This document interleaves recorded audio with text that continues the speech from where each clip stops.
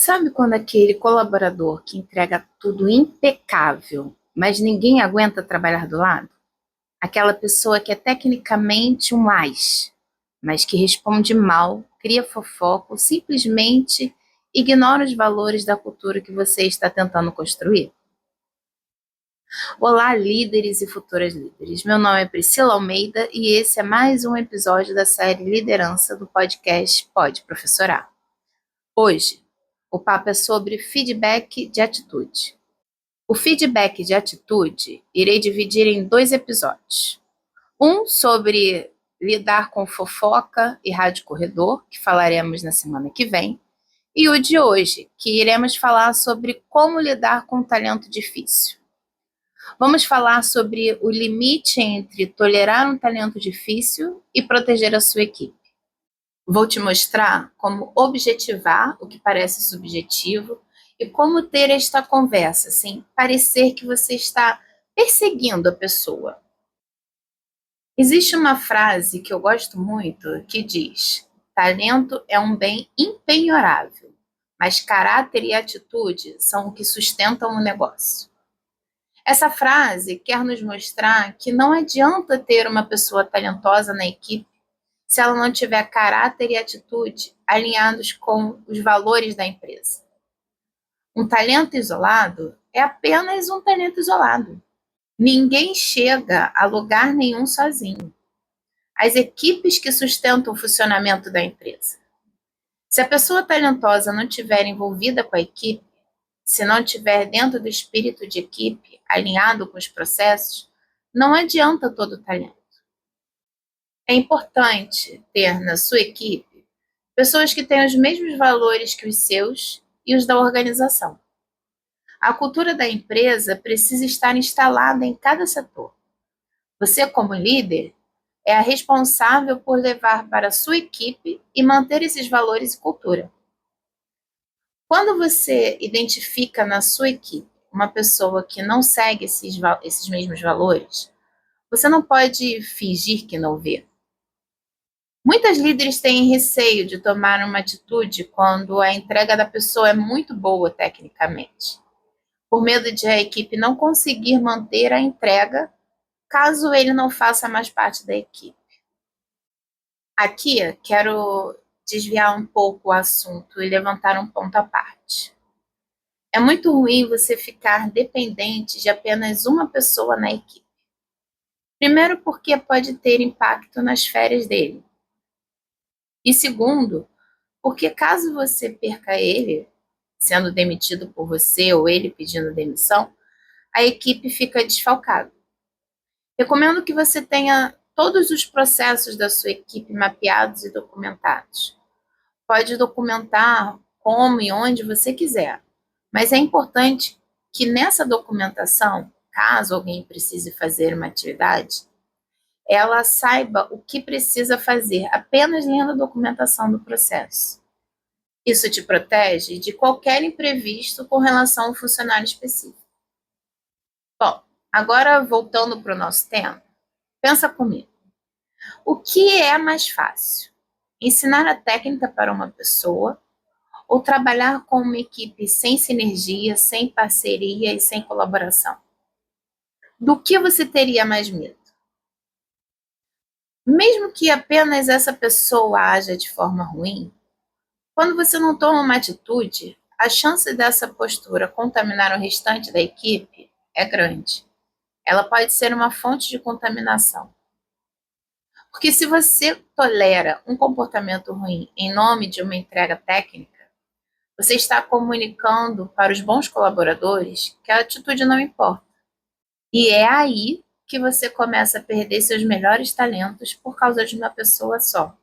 Essa perda pode ocorrer principalmente porque ela não suporta mais trabalhar como funcionário difícil e procura outro lugar ou outra área para trabalhar. Mas entenda, não estou falando para demitir ele de cara. Às vezes, ele pode apenas não estar sabendo que está agindo errado. Quando você faz o feedback com ele, sinalizando quais comportamentos não estão de acordo com a cultura da empresa, Você dá oportunidade para que ele mude e se adeque à cultura da empresa. Assim, você não perde um talento, caso esse seja o problema, e você molda a postura esperada. Dessa forma, você tem a chance de não perder um talento caso ele se adeque e demonstre para o restante da equipe que você não passou a mão na cabeça e que não concorda com aquele tipo de postura que ele tinha antes. Não precisará demiti-lo e os demais liderados não procurarão outro lugar para trabalhar. Mas lembre-se, sempre documentando tudo. Principalmente porque se depois de alguns feedbacks você não identificar mudanças, os feedbacks documentados serão uma prova de que você tentou e de que ele foi avisado com antecedência do que estava acontecendo. E não terá como se sentir surpreso. Além disso, caso você não tenha autoridade para demitir ele sem a aprovação do RH, ter os feedbacks documentados é a melhor forma de conseguir essa aprovação. Principalmente quando o motivo é não se comportar de acordo com a cultura da empresa. Agora vamos falar sobre qual a melhor forma de fazer esse feedback. Um erro muito comum que ocorre na liderança é chegar no feedback e dizer: você deveria se comportar melhor com seus colegas, ou você não tem espírito de equipe.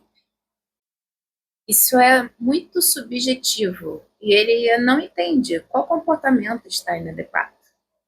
Ele pode ter duas reações: ficar na dúvida de qual comportamento está inadequado e ficar na defensiva, achando que você tem um problema pessoal com ele e não que ele está agindo errado. Saber limpar o feedback de julgamentos pessoais e focar em comportamentos observáveis é o que deixa o seu feedback eficiente, que tira o peso emocional da líder e coloca a responsabilidade no liderado. É preciso escolher momentos específicos em que o comportamento dele não estava alinhado com os valores da empresa, ou que se comportou de forma errada com a equipe, ou que não seguiu os processos definidos. Enfim, relatando os fatos, ele pode até não concordar com você de que aquela atitude não demonstrava espírito de equipe ou que estava errado. Mas ele não pode negar que o fato ocorreu. Após relatar os fatos, é preciso trazer também os impactos daquela postura, para que ele veja que não é algo pessoal com ele.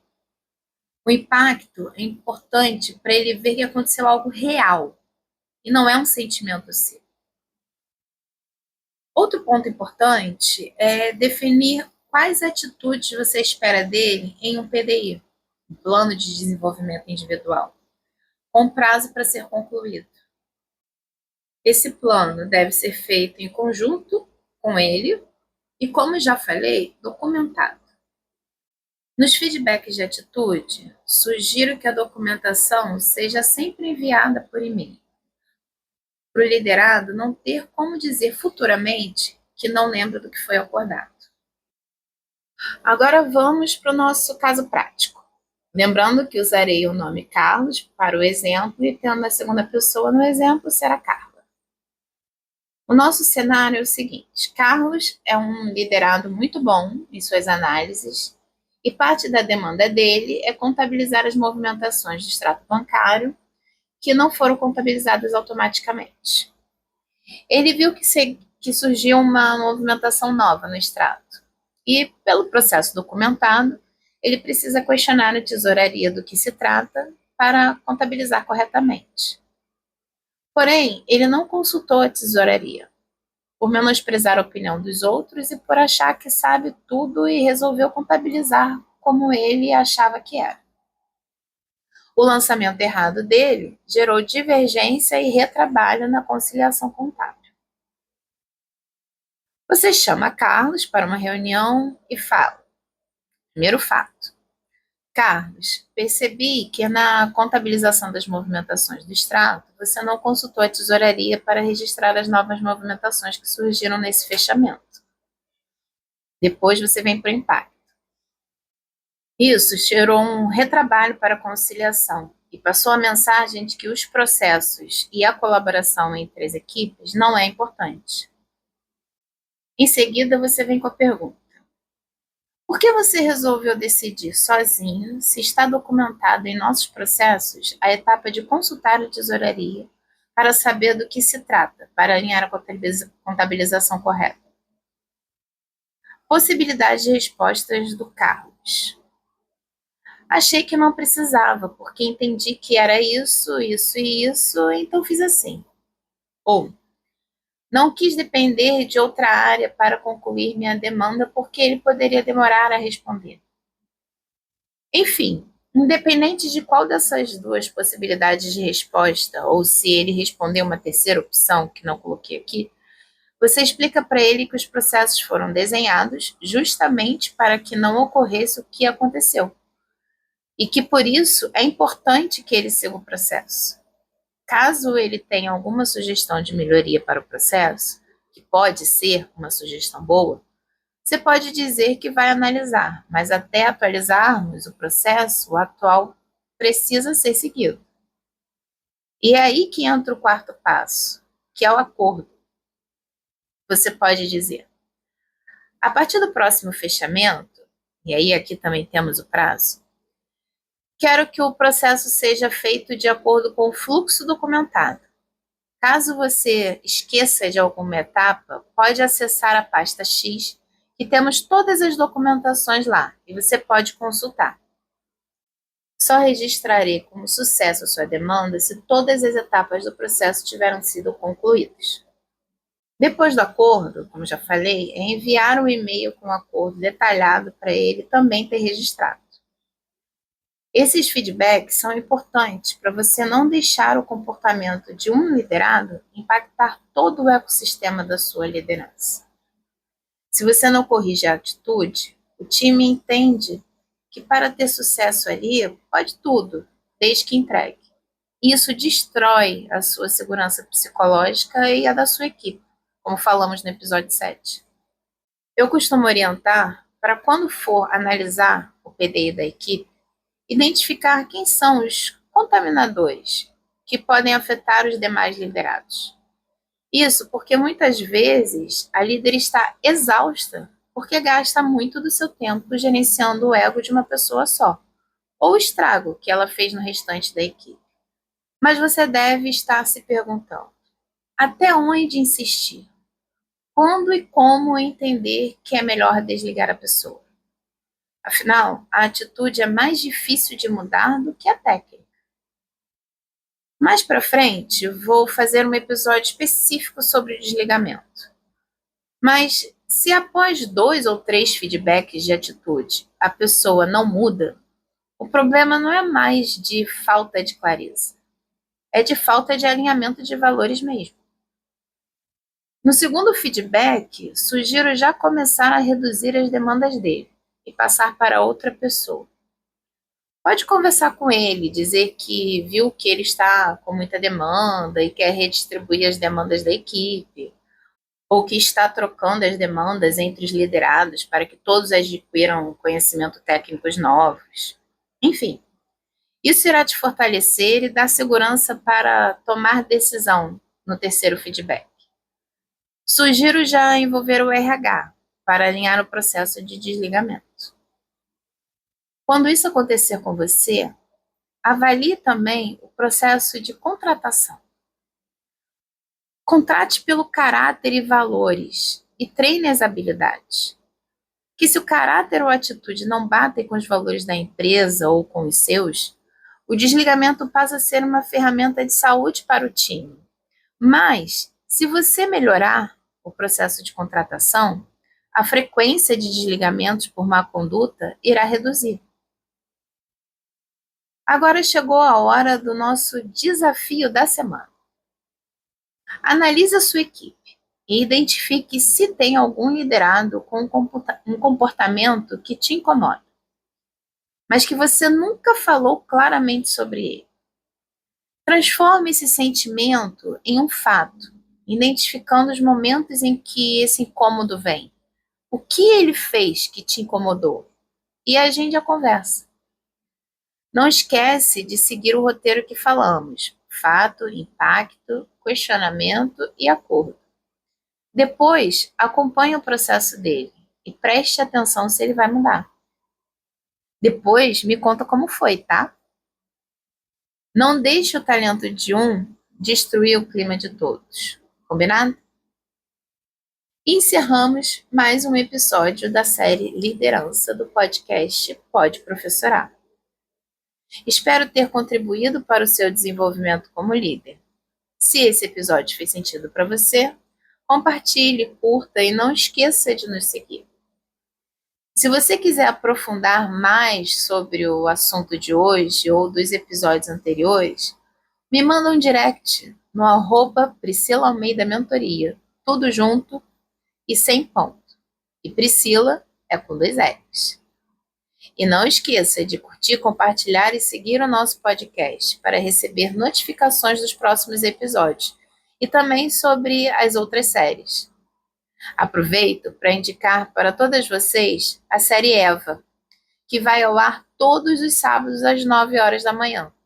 É um café com as amigas. Somos 5 mulheres de idades e profissões diferentes falando sobre temas do universo feminino. Mas não é uma série apenas para mulheres. Indico também para vocês, homens, que se interessam por ampliar seus conhecimentos sobre o universo feminino e entender mais sobre as mulheres. Boa semana e nos encontramos no próximo episódio. Tchau, tchau!